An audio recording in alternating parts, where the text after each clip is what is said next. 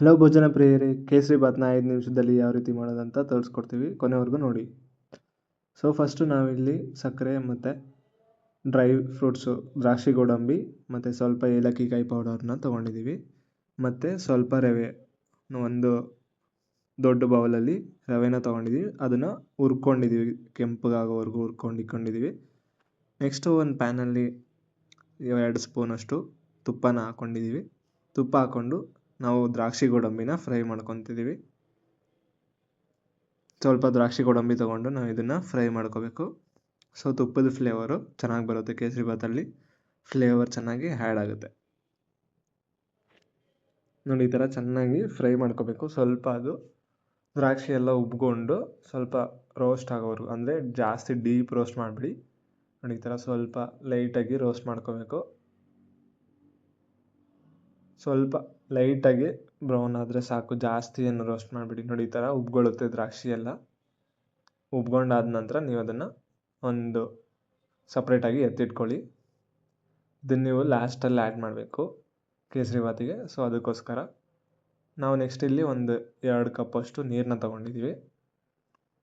1 bowl ರವೆಗೆ ನಾವಿಲ್ಲಿ 2 ಕಪ್ಪಷ್ಟು ನೀರನ್ನ ತೊಗೊಂಡಿದ್ದೀವಿ. ನಾವು ಸ್ವಲ್ಪ ಜಾಸ್ತಿ ತೆಳ್ಳಗೇ ಮಾಡಿದ್ದೀವಿ, ಅದಕ್ಕೋಸ್ಕರ 2 ಕಪ್ಪಷ್ಟು ನೀರು. ಸೊ ನೆಕ್ಸ್ಟ್ ನೋಡಿ, ಇಲ್ಲಿ 1 ಬೌಲಷ್ಟು ರವೆನ ನೀರಲ್ಲಿ ಹಾಕಿದ್ದೀವಿ. ನೀರು ಸ್ವಲ್ಪ ಕಾಯ್ದ ನಂತರ ಹಾಕ್ಕೊಳ್ಳಿ. ಅದಾದ ನಂತರ ನಾವಿಲ್ಲಿ ಒಂದೇ ಸಲಿಗೆ ಹಾಕಿ ತಿರುಗಿಸ್ತಾ ಇದ್ದೀವಿ. ನೀವು ಬೇಕಂದರೆ ನಿಧಾನಕ್ಕೆ ನೀರಲ್ಲಿ ಬಿಟ್ಕೊಂಡು ರವೆನ ನೀವು ಚೆನ್ನಾಗಿ ತಿರುಗಿಸ್ಕೋಬೇಕು, ಇಲ್ಲಾಂದರೆ ಗಂಟಾಗುತ್ತೆ. ಸೊ ನಿಧಾನಕ್ಕೆ ನೀವು ಫಸ್ಟ್ ಟೈಮ್ ಎಲ್ಲ ಮಾಡ್ತಿದ್ದೀವಿ ಅಂದರೆ ನಿಧಾನಕ್ಕೆ ಬಿಟ್ಕೊಂಡು ನಿಧಾನಕ್ಕೆ ಹಾಕ್ಕೊಂಡು ಅದನ್ನು ಇದು ಮಾಡ್ಕೊಳ್ಳಿ. ನೆಕ್ಸ್ಟು ನಾವು ಕೇಸರಿ ಬಾತ್ ಪೌಡರ್ನ ಹಾಕಿದ್ದೀವಿ. ನೋಡಿ, ಸ್ವಲ್ಪ ಕೇಸರಿ ಬಾತ್ ಪೌಡರ್ನ ಹಾಕ್ಕೊಂಡು ಒಂದು ಚಿಟಿಕೆ ಅಷ್ಟು ಹಾಕಿದ್ರೆ ಸಾಕು, ಅದೇ ಜಾಸ್ತಿ ಕಲರ್ ಆಗಿಬಿಡುತ್ತೆ. ಅದನ್ನು ಕೂಡ ಚೆನ್ನಾಗಿ ನೀವು ಮಿಕ್ಸ್ ಮಾಡ್ಕೋಬೇಕು. ನೋಡಿ, ಈ ಥರ ಮಿಕ್ಸ್ ಮಾಡ್ಕೋಬೇಕು. ಸ್ವಲ್ಪ ಬೆಂದ ನಂತರ ನಾವಿಲ್ಲಿ 2-3 ಸ್ಪೂನಷ್ಟು ತುಪ್ಪನ ಹಾಕ್ಕೊತಾ ಇದ್ದೀವಿ. ನೋಡಿ, ಈ ಥರ ಚೆನ್ನಾಗಿ ಅದನ್ನು ಕೂಡ ಮಿಕ್ಸ್ ಮಾಡಬೇಕು. ನೋಡಿ, ಇವಾಗ ಸ್ವಲ್ಪ ಬೆಂದಿದೆ ರವೆ, ನಿಮಗೆ ಗೊತ್ತಾಗುತ್ತೆ ಅದು ಬೆಂದ ನಂತರ ಸ್ವಲ್ಪ ಗಟ್ಟಿಗಾಗುತ್ತೆ. ನೆಕ್ಸ್ಟು ನಾವು ಏಲಕ್ಕಿಕಾಯಿ ಪೌಡರ್ನ ಹಾಕ್ಕೊಂಡಿದ್ದೀವಿ.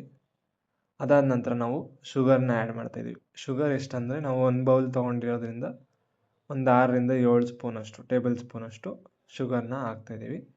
ಇನ್ನೂ ನೀವು ಜಾಸ್ತಿ ಬೇಕಂದರೆ ಮೀಡಿಯಮ್ ಸೈಜ್ದು ಒಂದು ಕಪ್ ಇರುತ್ತಲ್ಲ, ಅದರಲ್ಲಿ ನೀವು ಸಕ್ಕರೆನ ಹಾಕ್ಕೋಬೇಕು. ಹಾಕ್ಕೊಂಡು ಅದು ಕೂಡ ಚೆನ್ನಾಗಿ ಬೇಯಿಸ್ಕೋಬೇಕು. ಸೊ ನೆಕ್ಸ್ಟ್ ಇಲ್ಲಿ ಸಕ್ಕರೆ ಎಲ್ಲ ಕರಗುತ್ತೆ. ಬೇಯುವಾಗ ಸಕ್ಕರೆ ಎಲ್ಲ ಚೆನ್ನಾಗಿ ಮೆಲ್ಟಾಗಿ ಅದು ಕರಗುತ್ತೆ.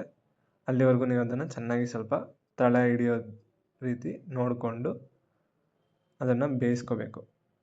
ತಳ ಹಿಡಿದ್ರೆ ಸೀದೋಗ್ಬಿಡುತ್ತೆ, ಚೆನ್ನಾಗಿರಲ್ಲ.